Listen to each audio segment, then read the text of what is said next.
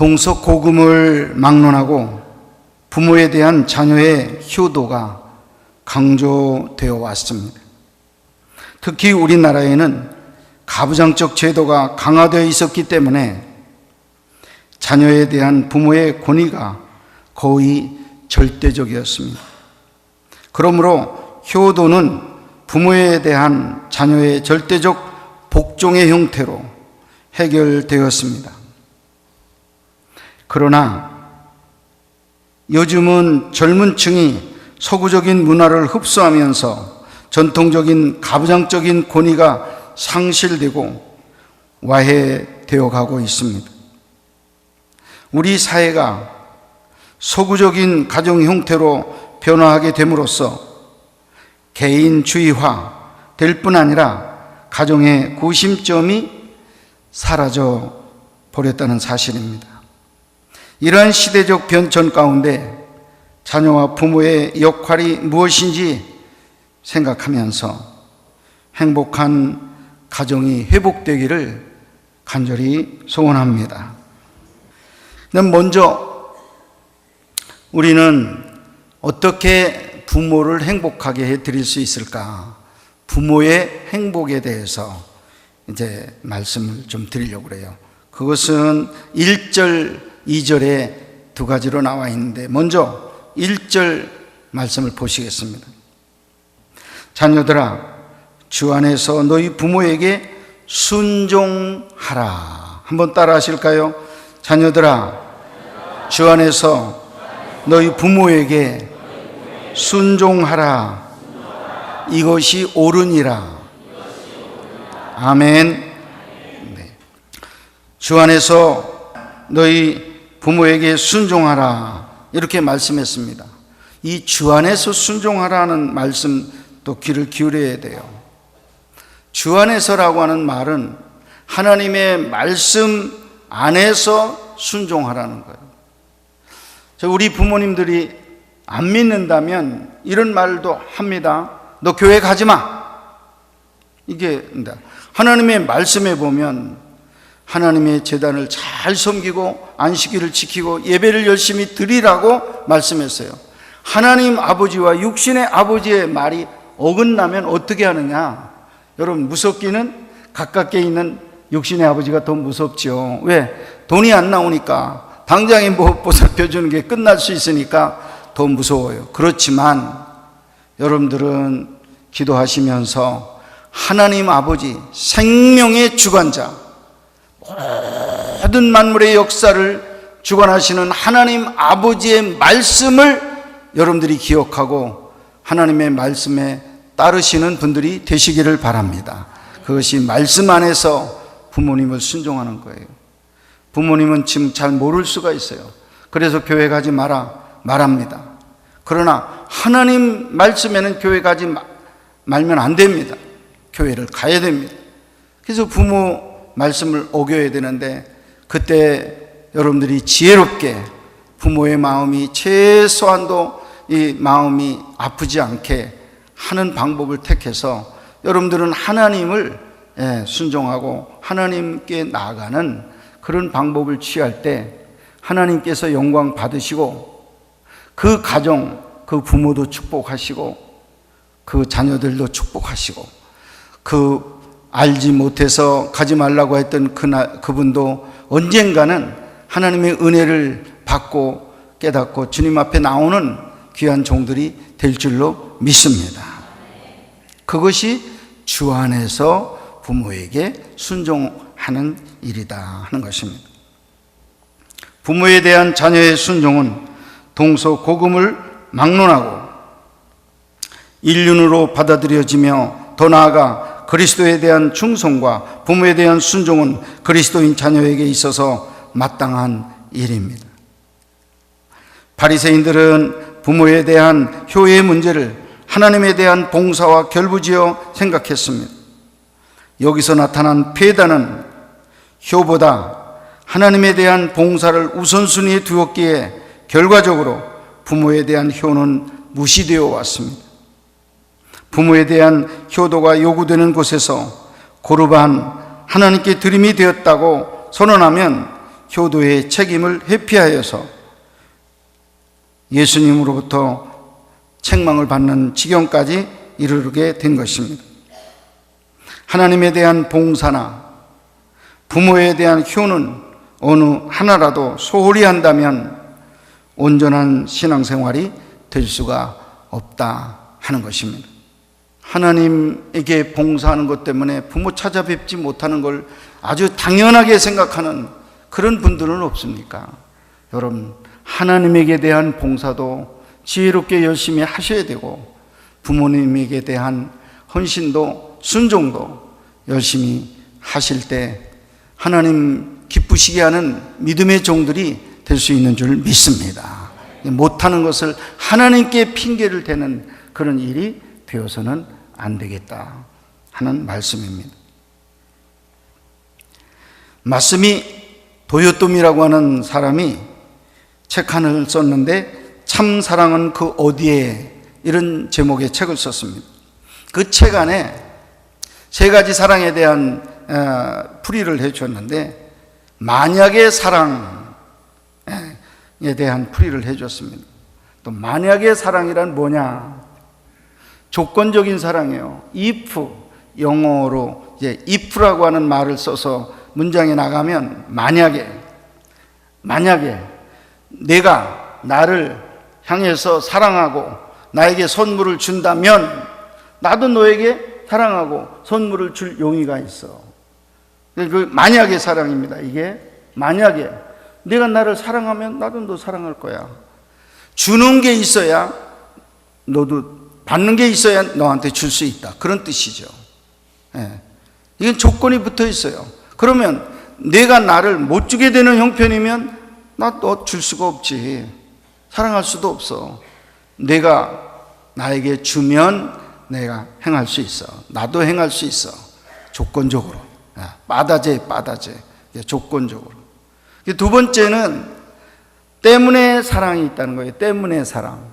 때문에 사랑은 네가 너무 멋져서 내가 너를 사랑하는 거야. 내가 건강해서 내가 너를 사랑하는 거야. 너에게 부모로부터 내려온 재산이 많이 있어가지고 내가 너를 사랑하는 거야.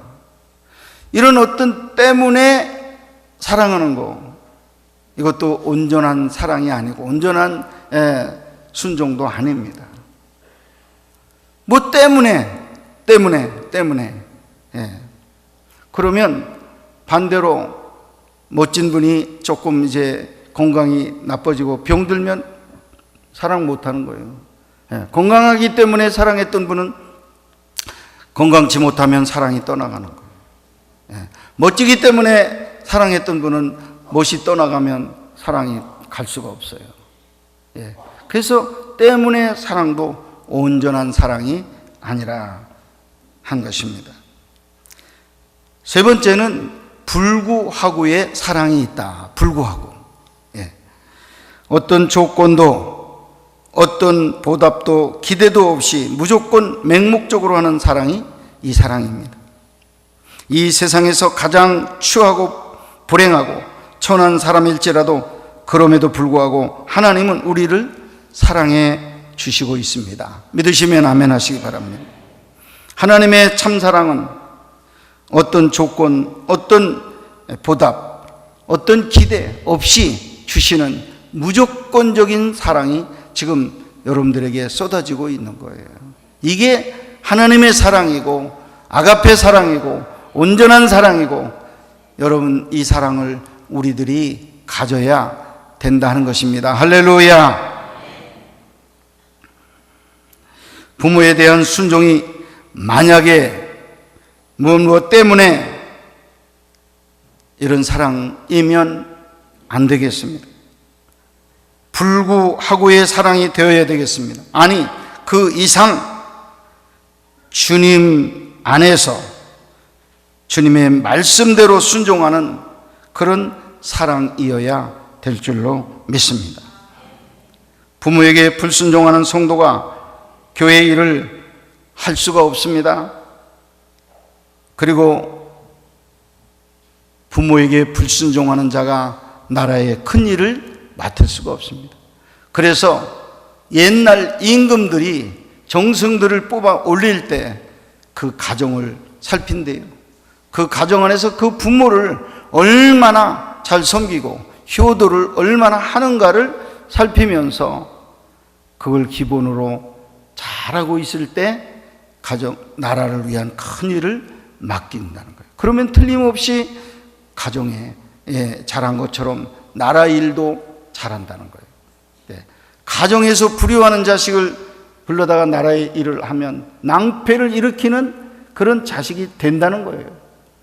교회 일도 부모에게 진정으로 효도하는 자가 교회의 큰 일도 해야 될 줄로 믿습니다. 부모를 거역하고 아프게 하고 괴롭히는 자가 만약에 교회의 일을 하게 되었다 할 때 언젠가는 실망시키고 언젠가는 교회에 어려움을 끼치는 그런 일도 할 수 있다는 걸 여러분 기억하시기를 바랍니다. 그래서 모든 것이 부모에게 하는 것이 기본이 되고 그 기본을 우리는 잘 살펴야 된다고 하는 것입니다. 성도가 부모를 순종하는 게 마땅해요. 왜? 하나님의 말씀이기 때문에. 한번 따라하세요. 하나님의 말씀이기 때문에. 아멘. 네. 그래서 하나님께서 하라고 하셨기 때문에 내가 하는 거예요.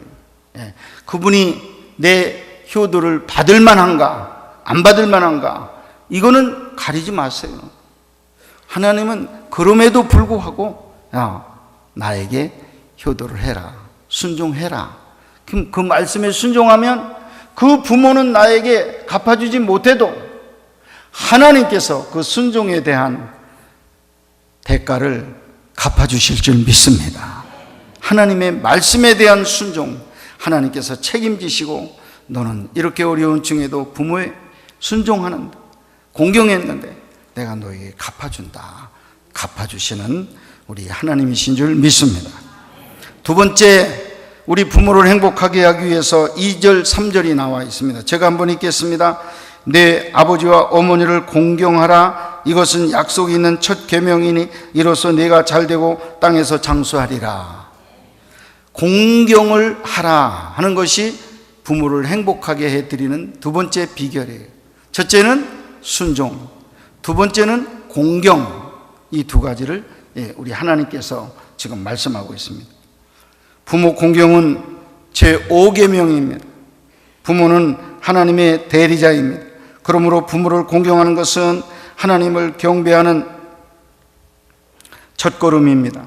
어려서 부모를 공경하지 않는 자는 장성하면 하나님이 없다고 말합니다. 공경은 순종 이상의 미덕이며 부모의 순종의 기초가 되는 것입니다. 동양에서는 세 대상에게 순종하라고 가르치고 있습니다. 첫째는 임금, 둘째는 스승, 세 번째는 부모. 이 세 대상에 대해서는 순종해야 복을 받는다라고 말씀하고 있습니다. 여러분, 우리 대통령 참 요새 욕도 많이 먹고 비판도 많이 맞는데 원래는 우리 국민들이 더 따라주고 존경하는 그런 국민들의 책임부터 잘하면 그분도 더 좋은 대통령이 될 줄로 믿습니다. 부모를 공경하면 하나님께서 축복해 주시는데 내가 잘되고 땅에서 장수하리라 말했습니다. 이것이 약속이 있는 첫 계명이라고 말씀했습니다. 다섯째 계명이 부모 공경하라는 계명인데 왜 첫 계명이라고 그랬을까? 여러분, 1계명에서부터 4계명은 하나님을 섬기는 일에 대한 계명이에요.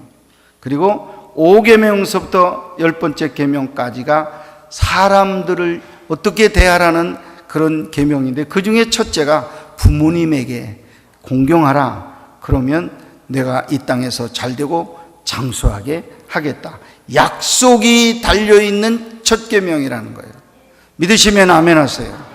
여러분에게 묻습니다. 여러분 이 땅에서 잘 되시기를 원하십니까? 그렇다면 하나님께서 여기 약속한 거예요. 약속했는데 내가 잘 되고 장수하는 비결이 뭐냐? 내 부모를 잘 떠받들고 공경해라. 그러면 이것이 해결된다. 말씀할 때 약으로 보약으로 자꾸 손을 대지 마시고 여러분 부모님에게 관심을 더 가지시고 부모님 섬기는 일에 힘을 쓰는 여러분들 되시기를 바랍니다. 잘된 환경 없는 장수는 고난입니다. 그래서 장수하되 잘되는 축복, 잘되고 또 장수하는 축복을 엮어서 우리에게 주신 것입니다. 단순히 부귀와 장수를 누린다는 것 의미가 아니라 하나님으로부터 형통하게 되는 복을 의미합니다. 순종을 넘어 부모를 공경하는 차원으로 상승되어야 할 줄로 믿습니다. 오를 뿐만 아니라 잘되고 땅에서 장수하는 축복까지 받으시는 여러분이 되시기를 바랍니다. 가정이 행복하려면 절대적으로 부모를 공경해야 합니다. 부모 공경 없이는 어느 누구도 행복할 수 없고 어떤 가정도 불행에서 벗어날 수 없습니다. 부모는 자녀를 위해 모든 것을 아낌없이 희생했습니다. 다 주어서 더 이상 줄 것이 없습니다. 죽어도 행복해야 합니다. 부모는 언제나 옳습니다. 지나고 보면 틀린 부모는 없습니다. 자녀가 부모를 버려도 부모는 절대 자녀를 버리거나 원망하지 않습니다. 우리가 부모 노릇하느라고 자식 노릇 못할 때가 너무 많습니다. 좋은 자녀가 되어야 좋은 부모도 될 수 있습니다. 부모의 마음을 알아야 합니다. 부모를 공경함으로 잘되고 땅에서 장수하는 하나님의 축복을 받아 누리는 온 성도들 되시기를 간절히 축원합니다. 이제 부모 행복의 비결을 우리가 배웠다면 이제 마지막으로 자녀의 행복은 어디서 오는가? 마지막 4절 말씀 해답을 주시고 있습니다. 4절에 뭐라고 말했느냐 하면 또 아비들아 너희 자녀를 노엽게 하지 말고, 그리고 두 번째 오직 주의 교훈과 훈계로 양육하라. 두 가지 말씀을 주셨습니다. 자녀들은 어떤 때 행복하냐? 노엽게 하지 아니할 때. 부모가 나를 노엽게만 하면 행복하지 않아요. 짜증나요. 집에서 나가고 싶어요. 그러니까 노엽게 하지 말아라는 거예요. 자녀를 노엽게 하지 말고 소극적인 명령이에요. 적극적인 명령, 주의 교훈과 훈계로 가르치라, 양육하라, 이렇게 말씀을 주시고 있습니다. 여러분, 어떻게 하는 게 짜증나고 애들에게 화나게 하는 일입니까? 자꾸 비교하는 말로 가르쳐요. 옆집에 너보다 어린 아무개를 봐라. 걔는 공부도 잘하고 또 일도 잘하고 부모에게 말씀도 잘 듣고 하는데 너는 왜 그렇게 못하냐? 이렇게 비교를 해요. 비교하면서 이렇게 합니다. 또 조금 더 도수가 높은 분들은 내 말의 의미 상투적으로 그냥 막 하는 거예요. 나가 죽어라. 너는 쓸데없는 자식이요. 하나 유익이 안 돼. 너는 나가 죽어. 나가. 당장 나가. 어떤 분이 천국에 갔더니요, 입이 빠진 사람들만 가득하더래. 이 사람도 입이 없고 저 사람도 있고 다 입이 없어. 왜 그랬나 보랬더니 입은 구원을 못 받았더래요. 몸은 다 구원받아서 천국에 와 있는데 입이 못 받아서 같이 붙여서 못 왔더래. 입은 저 땅바닥에 있는 거예요. 여전히 욕하고 끝까지 거짓말하고 끝까지 화내고 끝까지 흉보고 입은 왜 그렇게 안 변하는지 몰라. 여러분, 모든 것 변할 때 여러분의 입술도 거룩하게 변할 수 있도록 특별히 기도하시기를 바랍니다. 하나님 내 입이 순화되게 해주세요. 예수님을 닮게 해주세요. 착한 입술이 되게 해주세요. 내가 덕 있는 말, 진실한 말, 사랑의 말, 축복의 말 할 수 있는 입술이 되게 해주세요. 내 입술 변화시켜 주셔서 이 입술도 함께 천국 가게 해주세요. 여러분, 입이 있어야 예뻐요. 입 없으면 매니큐어도 못 발라. 이거 여기 바르는 거, 이거 여기 바르는 것도 못 발라. 여러분, 입술이 변하는 축복이 있으시기를 바랍니다. 그래서 내 자녀를 향해서 늘 축복해주고 사랑해주는 그런 입술 되셔야 됩니다. 두 번째는 애들을 주의 교훈과 훈계. 이게 무슨 말이냐? 주의 교훈과 훈계는 하나님의 말씀이에요. 하나님의 말씀으로 양육하라는 거예요. 우리 부모들 어떻게 양육합니까? 너는 왜 그렇게 못해? 세상에 너 바보, 천치, 등신 그러면서 온갖 나쁜 말을 다 쏟아부어요. 집사님도 그러고 권사님도 그래요. 근데 입이 이렇게 그냥 세상 말로만 애들을 훈계하고 가르쳐요. 근데 성경은 여러분 가르칠 때 성경 말씀으로 가르치라고 그랬어요. 주의 훈계, 주의 말씀으로 아멘 하시기 바랍니다. 다시 말하면 아이가 뭘 남의 걸 가져왔을 때 너는 왜 그래? 너 머리가 그렇게 둔해? 너 그렇게 나쁜 놈이야? 너 경찰서 갈까? 이 얘기보다도 하나님의 계명에 도적질하지 말라 하는 말씀이 있어. 작은 것도 하나님이 얼마나 두려우신 분인지 다 그거 보시고 있다. 하나님의 계명을 지켜야 된다. 그래야 내가 복을 받고 성공할 수 있어. 하나님의 계명에 있어. 형제와 싸우고 있는 자녀들을 나무랄 때도 너는 보이는 형, 보이는 동생도 사랑하지 못하면서 어떻게 보이지 않는 하나님을 사랑한다고 말할 수 있겠니? 너 정말 하나님 사랑하니? 하나님의 말씀으로 가르치고 훈계해 주라는 거예요. 이게 하나님의 뜻입니다. 그런데 말씀 생각이 안 나는 거예요. 화는 났겠다. 이게 몇 장 몇 절에 뭐가 있는지를 전혀 머리가 비어가지고 그걸 가르치려야 뭘 알아야지 가르치죠. 떠올라야 가르치지. 그러니까 평상시에 하나님의 말씀을 열심히 읽으시고 묵상하시고 암송하시기를 바랍니다. 그래야 준비가 됐다가 이런 경우에 주시는 말씀, 이런 경우에 주시는 적합한 말씀, 이런 경우에 쓸 말씀이 떠올라서 애들에게 말씀으로 양육하는 어머니가 되고 아버지가 되는 것입니다. 여러분, 하나님의 말씀에는 좌우의 날선 검과 같이 예리해서 사람의 심령을 변화시킨다고 그랬습니다. 수술한다고 그랬습니다. 이 세상에 나쁜 말 큰 소리로 1시간을 떠들어도 변화는 안 돼요. 그때만 지나가면 다 끝이에요. 그러나 하나님의 말씀을 짧은 시간 한 구절 전해줄 때 계속해서 그 어린 심령 속에서 이 말씀이 도려내고 깎아내고 그 말씀이 역사해서 온전한 인격체로 변화시키는 줄 믿습니다. 말씀이 살아있습니다. 살아있는 말씀으로 자녀를 양육해서 행복한 자녀들 다 만드시고 내중에 성장해서 아버님 고맙습니다. 말씀으로 가르쳐 주셔서 어머님 고맙습니다. 말씀으로 훈계해 주셔서 이만큼 성장했습니다 하고 엎드려 절하는 그런 가정 다 되시기를 주님의 이름으로 축원합니다.